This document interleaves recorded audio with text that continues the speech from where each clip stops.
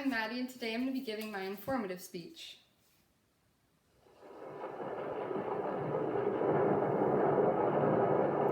Wow, if that sound made you uncomfortable, you're probably very smart. There's a chance you haven't heard that sound before, but if you have, you know how shocking and terrifying it can be. Today I'm going to inform you of the dangers of avalanches and provide you with some suggestions on how to avoid them and stay safe in the backcountry. This topic is extremely important to me as I'm a backcountry skier. Backcountry skiing is a beautiful and also extremely dangerous activity, which is why it's crucial you have the information before you go. When I first started becoming interested in backcountry skiing, all of my friends that went wouldn't bring me. Everyone I talked to insisted I take an Avalanche One certification course. So 3 winters ago, I did. As you can see, it's a very important document. My hope for today's speech is to provide you with some information about one of Mother Nature's impressive forces, the avalanche.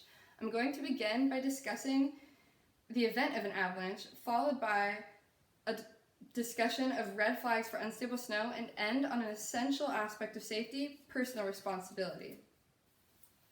An avalanche is an event that occurs when a section of snow lying on a weaker section of snow cracks and falls down a slope.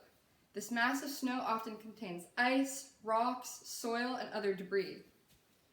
According to Jill Fredston and Doug Fessler in their 2011 5th edition book, Snow Sense, avalanches do not happen by accident.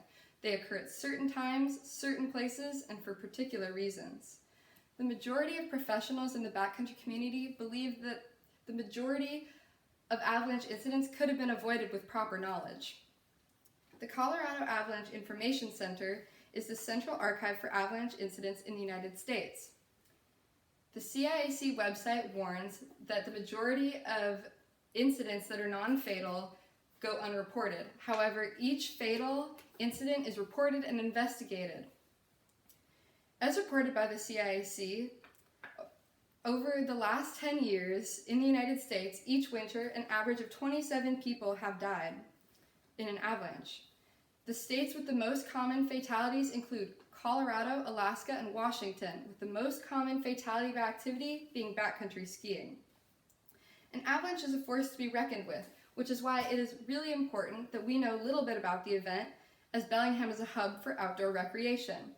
I'm sure many of you enjoy the outdoors greatly, and while avalanches typically only affect skiers and snowmobilers, they're also known to affect hikers, people playing in the snow, and residents. I hope you take this into consideration while I talk about my next topic, unstable snow and red flags. As noted before, avalanche incidents are often avoidable. There are certain red flags that we can pay attention to in order to avoid these incidents. Recent weather is a really good indicator of what the snowpack will look like. Snow is a great thing to keep in mind. The greater the weight of the snow and the faster it is accumulated and added to the snowpack, the greater the danger will be. Wind can deposit snow 10 times more rapidly than snow can fall from the sky, which is why Bruce Tremper in his 2015 book, Avalanche Essentials, regards wind as the most important weather aspect to consider. It is also important to think about rapid thaw because snow does not like quick changes in temperature. If the weather permits and you do decide to go, there are also red flags to look out for. According to Bruce Tremper, yet again, the best sign of an avalanche is an avalanche. If you see something like this, it's better to stay away.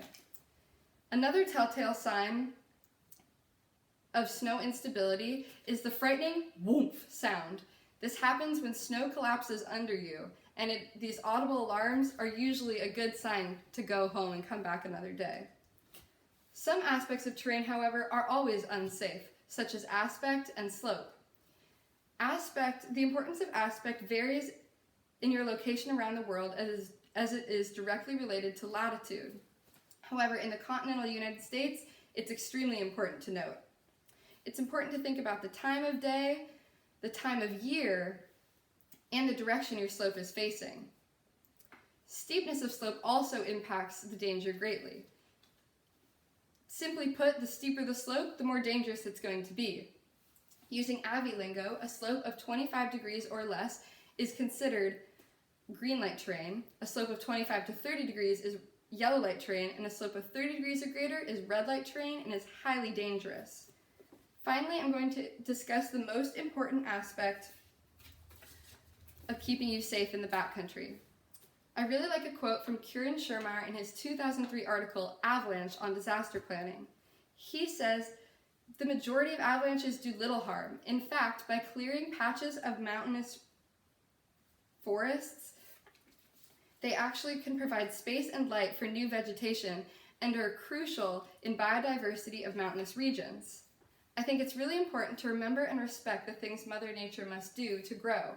It is really hard to disconnect avalanches from fear and death. However, it is us that puts ourselves in these situations, and it is important to remember personal responsibility.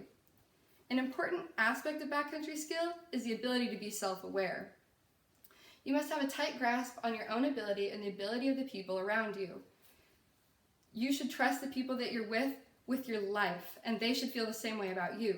It is important you and your partners have discussed the worst possible scenario and have a plan devised for what happens. Finally, in relation to that, it is important that you and your partners have the necessary gear for rescue. This includes a beacon, probe, and shovel.